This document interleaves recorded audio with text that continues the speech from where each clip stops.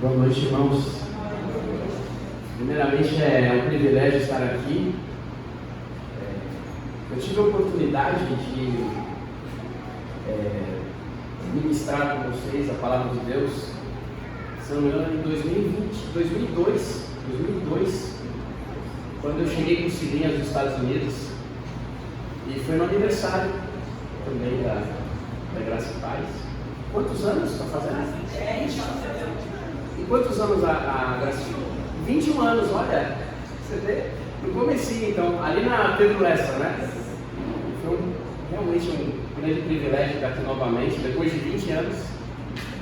E muitas coisas aconteceram, né? Como na vida, muitas coisas acontecem, ainda mais no espaço de 20 anos. Mas eu fico muito feliz por ver a igreja tão firme, né? Tão arraigada em Deus, no coração do Senhor, e mantendo as suas origens mais estruturais, né, do Evangelho, que é a graça de Deus, o amor de Deus, a paixão por adorar ao Senhor.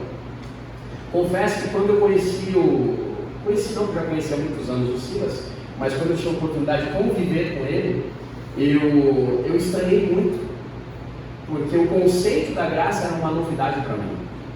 Eu já era evangélico há muitos anos, mas eu não tinha a compreensão da graça. Eu realmente achava que tinha a ver com méritos, que era realmente um padrão de vida que se precisava ter para chegar a Deus. E quando eu tive a experiência do conhecimento da graça, para mim foi extremamente libertador. E eu confesso que foi quando eu realmente me apaixonei pelo Evangelho, me apaixonei por Jesus, quando eu entendi que não adiantava todo o esforço que eu fazia, aquilo para Deus era muito pouco para merecer alguma coisa, ia ser pela graça dele, né? E eu lembro que a pregação que eu trouxe aqui, assim que eu cheguei, né, dos Estados Unidos com ele, a gente aprendeu sobre a graça, mas ele já sabia muito mais que eu, porque o Ministério Graça e Paz, né, já era orientado na direção da graça.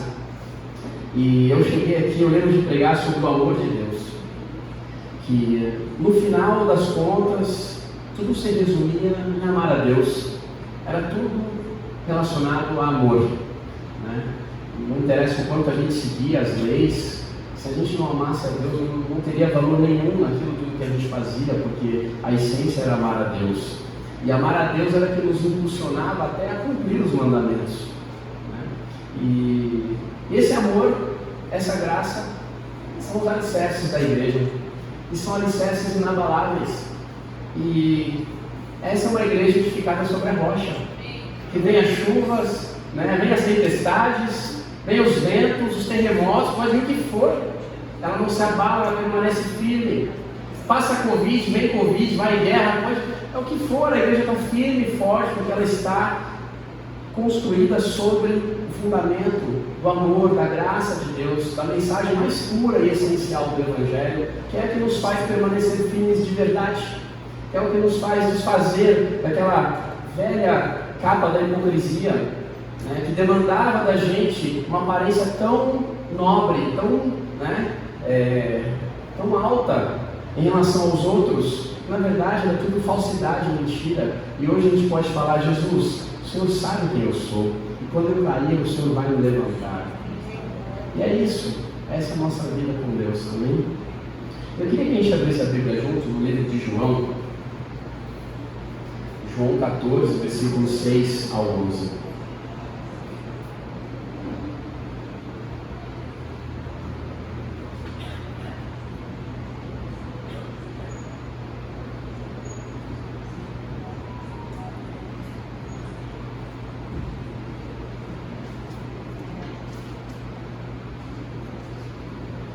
Respondeu Jesus: Eu sou o caminho, a verdade e a vida. Ninguém vem ao Pai a não ser por mim. Se vocês realmente me conhecessem, conheceriam também o meu Pai. Já agora vocês o conhecem e o têm visto. Disse Felipe: Senhor, mostra-nos o Pai, e isso nos basta. Jesus respondeu: você não me conhece, Felipe? Mesmo depois de eu ter estado com vocês durante tanto tempo? Quem me vê, vê o Pai. Como você pode dizer, mostra-nos o Pai? Você não crê que eu estou no Pai e que o Pai está em mim? As palavras que eu digo não são apenas minhas. Ao contrário, o Pai que vive em mim está realizando a sua obra. Creiam em mim quando eu digo que estou no Pai e que o Pai está em mim. Ou pelo menos creiam por causa das mesmas obras.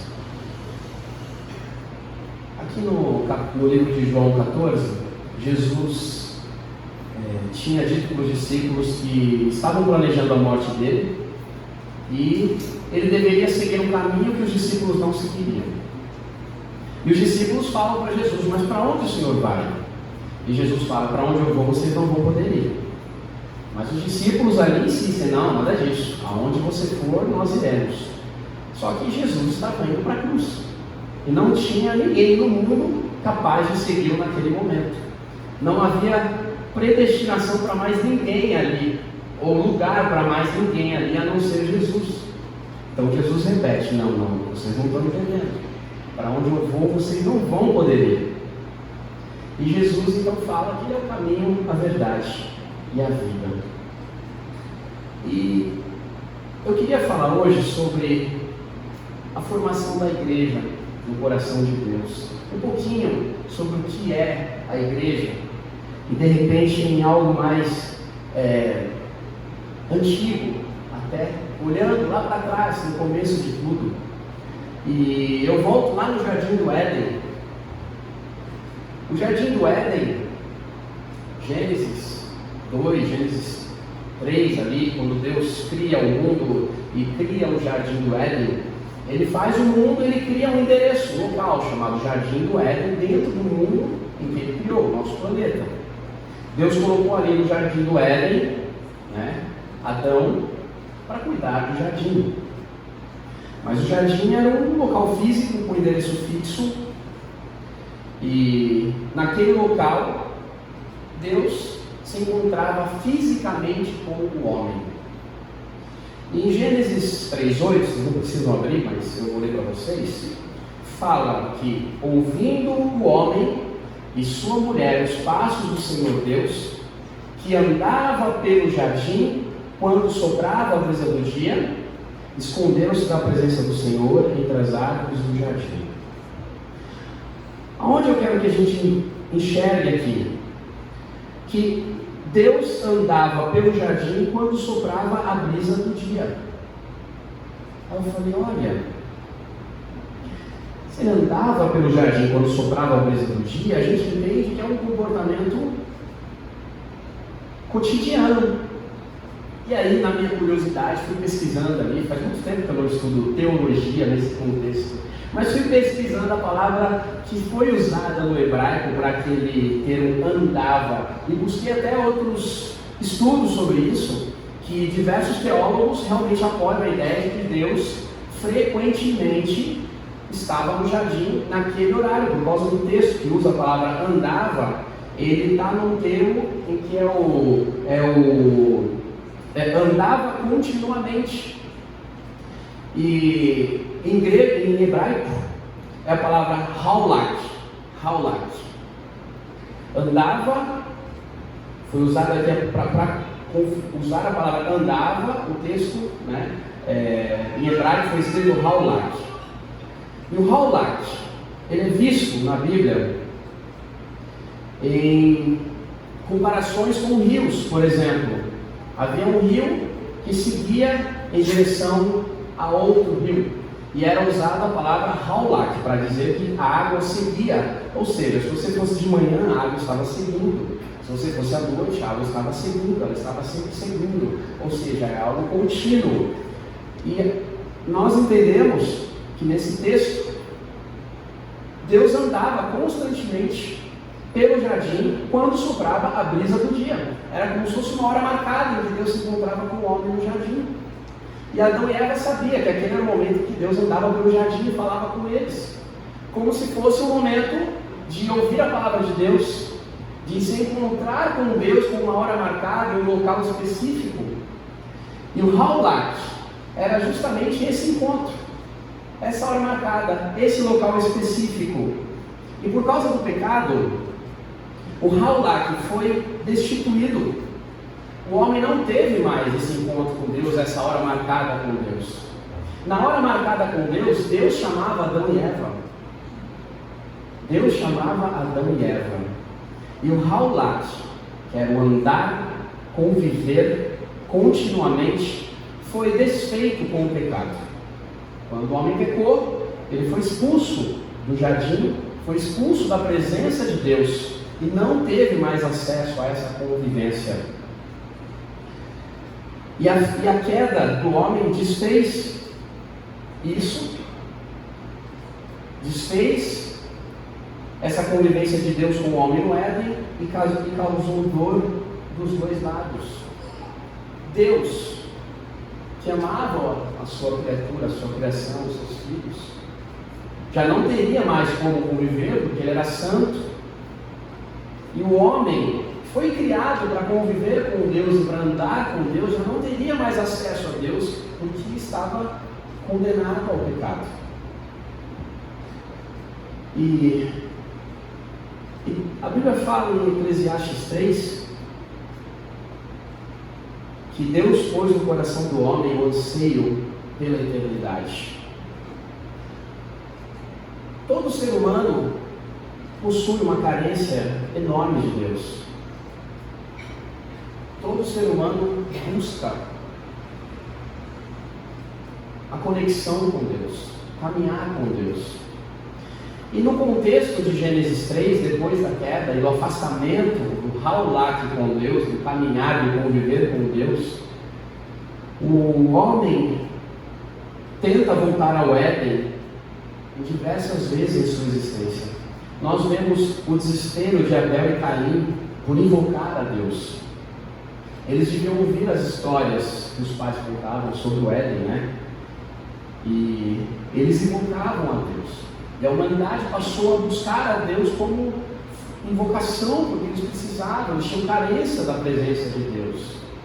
Diferente do Éden, quando Deus convivia com o homem, andava com o homem, era Deus que chamava o homem. Hoje não. Depois da queda, não.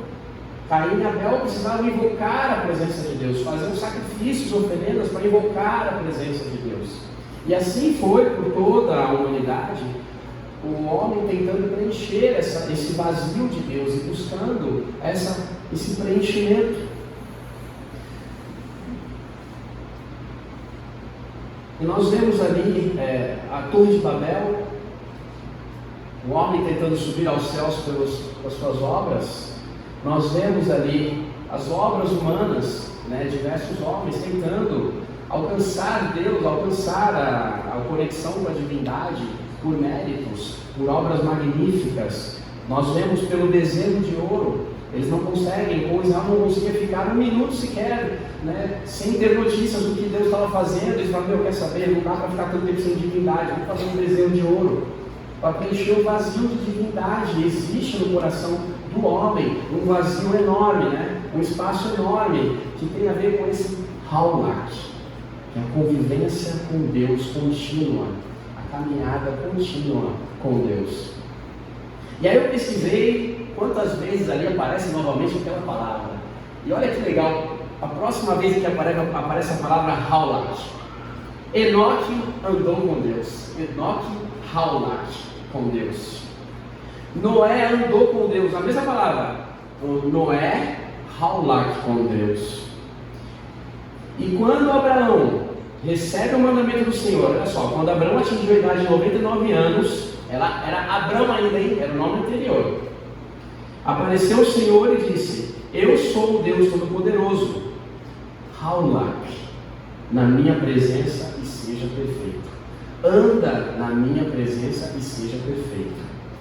Então, a Bíblia, principalmente no Antigo Testamento, ela é cheia dessas façanhas maravilhosas. É uma palavra que vai ligando num contexto diferente, que vai tornando aquilo mais sagrado e que vai trazendo personagens em torno de um contexto diferente. Veja só, depois da queda, não havia mais caminhada com Deus, ninguém mais tinha acesso a Deus. De repente, um homem chamado Enoque andou com Deus.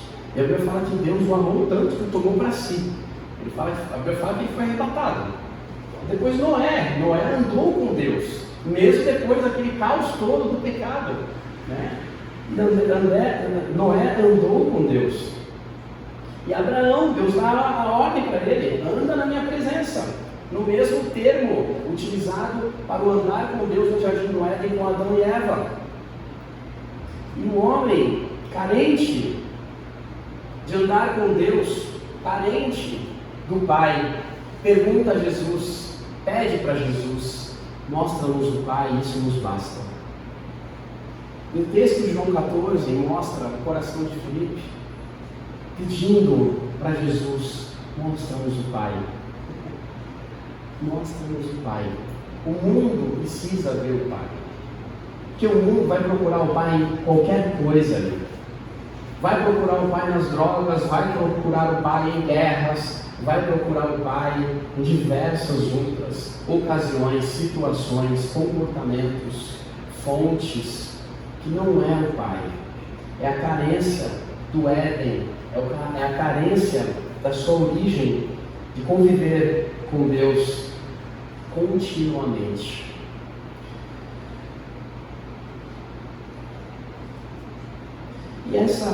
E quando Jesus diz: eu sou o caminho, a gente entende que é o caminho para a gente andar, de andar com Deus, em continuidade com Deus, de andar como no Éden. E por que falar de andar com Deus hoje? Porque a igreja é o ambiente em que Deus caminha e convive com o homem hoje. É o local em que pessoas chamadas por Deus andarão com Ele continuamente. É o local que representa Deus no mundo como era no Éden. A igreja é o local que representa Deus no mundo, como era no propósito original do Éden. O local que se pronuncia a palavra de Deus e onde Deus realiza a sua obra, como Jesus diz para Felipe. Jesus diz para Felipe aqui: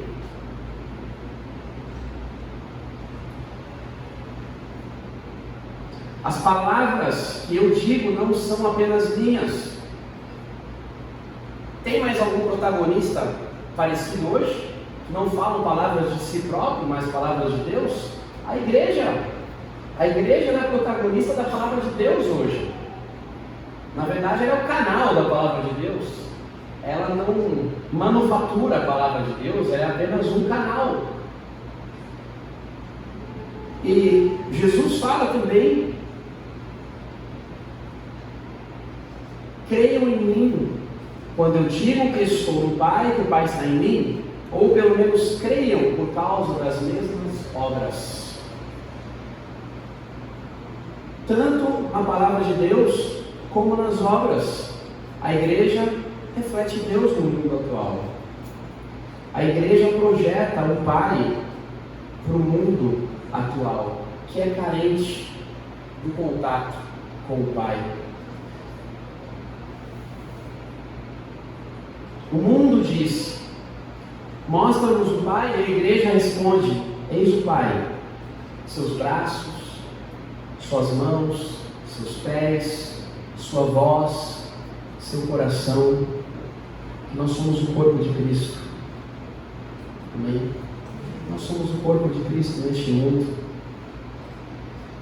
E na continuação, Jesus faz uma oração antes da sua partida para os que ficaram. Lá em João 17, versículo 11 ao 18,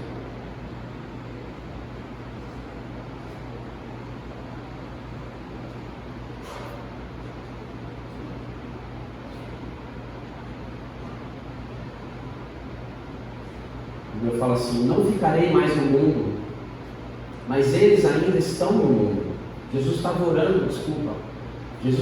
pelos seus discípulos antes da sua morte, um pouquinho antes de Judas entregar ele pelos soldados.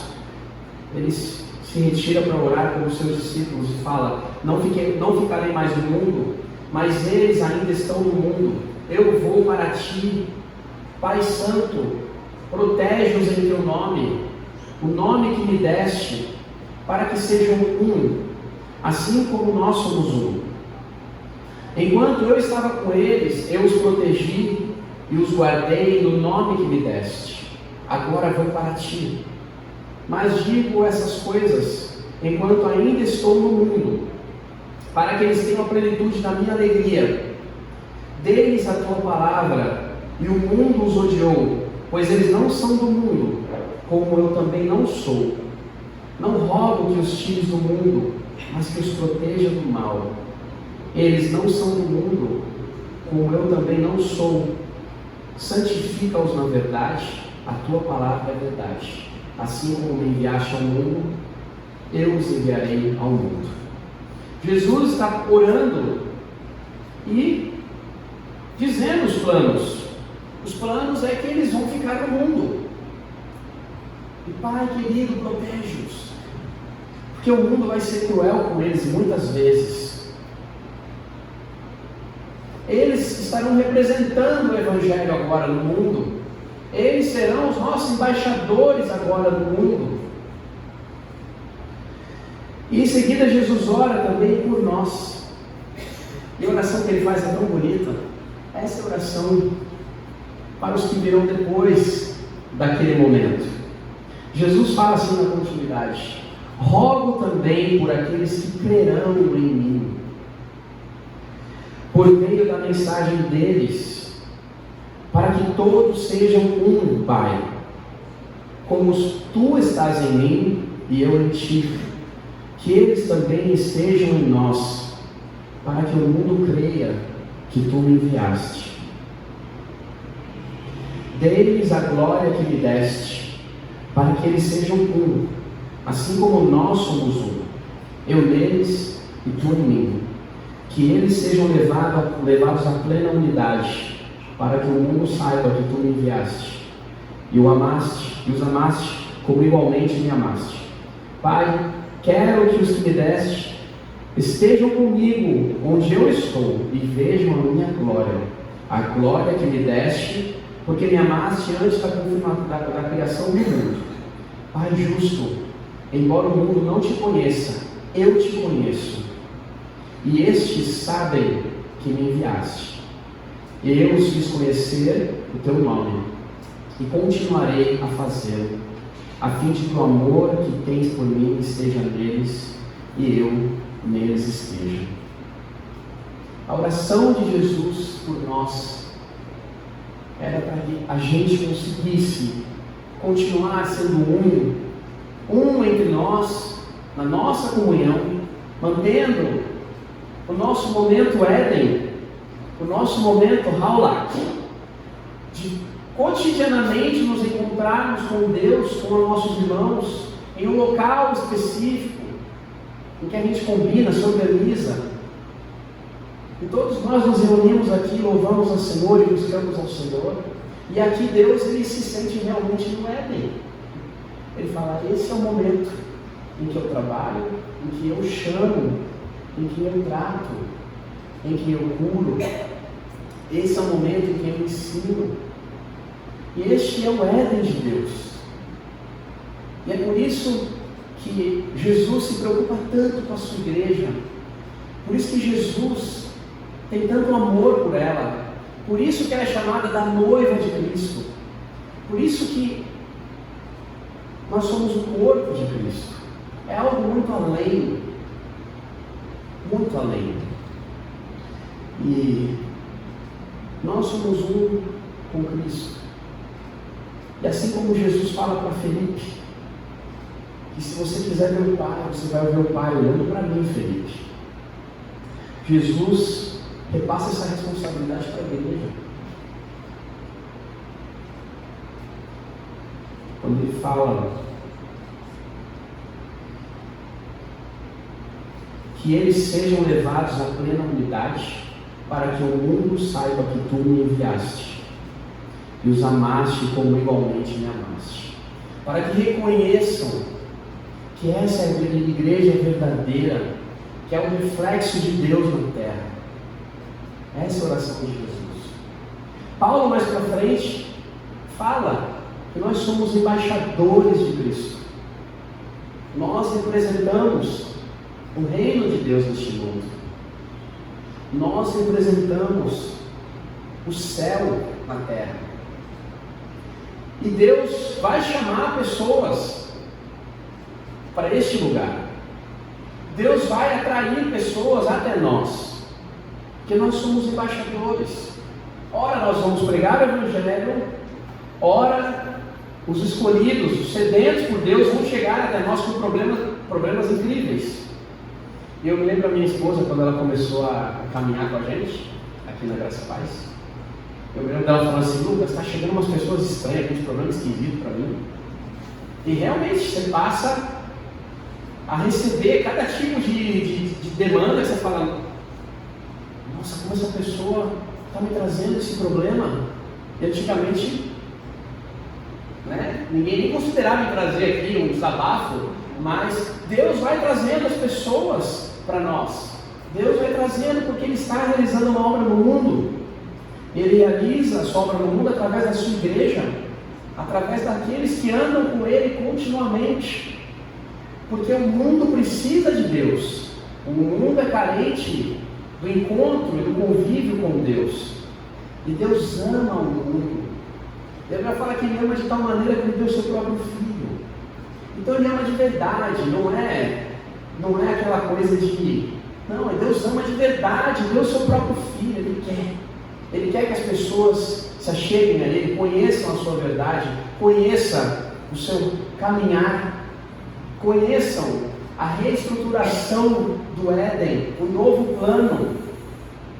E Ele vai usar as nossas vidas, Ele vai usar você, Ele vai me usar. E através do Espírito Santo, nós vamos falar coisas que às vezes a gente nem sabia que sabia. Quantas vezes isso aconteceu com alguém aqui? Já aconteceu comigo diversas vezes, né? Da gente querer ajudar alguém, não saber como, e de repente a gente ora e fala: Deus, me dá sabedoria, porque eu não sei resolver esse problema, mas me ajuda. E Deus realmente começa a nos usar, e a gente começa a tocar o coração das pessoas com a palavra de Deus, e depois de anos e anos a gente vê aquela pessoa firme com Deus e ela lembra de tudo.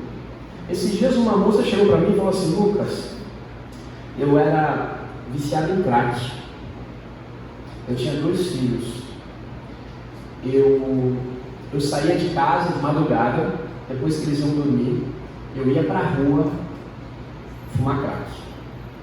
Eu ficava lá, subia em banco, já acordei na rua, nua, sem roupa, e fui para casa para chegar antes que eles acordassem, quando meus filhos acordassem.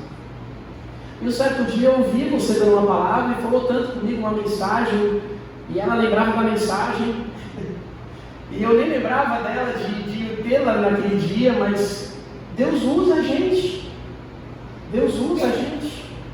E essa pessoa hoje caminhando com Deus, 20 anos depois, caminhando com Deus, seus filhos fazendo faculdade, todos firmes no Senhor.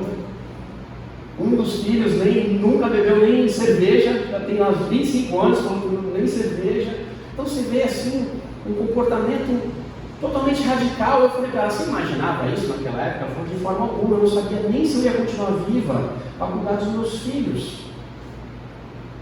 Eu nem sabia se eu ia conseguir criar esses meninos. E Deus usou um vaso de barro, usou. E Deus vai nos usar constantemente, porque nós fazemos parte da sua igreja, nós conhecemos o Éden de Deus, nós estamos numa convivência de Haulat com Deus, de caminhada contínua. Nós sabemos que aqui no domingo nós nos encontramos há 20 e poucos anos, louvamos ao Senhor de forma maravilhosa, com tanta intensidade, com tanto amor. E Deus convive com nós. E este é um momento em que a nossa alma é realizada, em que o nosso espírito é preenchido, ele é preenchido com a realização da sua existência, estar com Deus, conviver com Deus.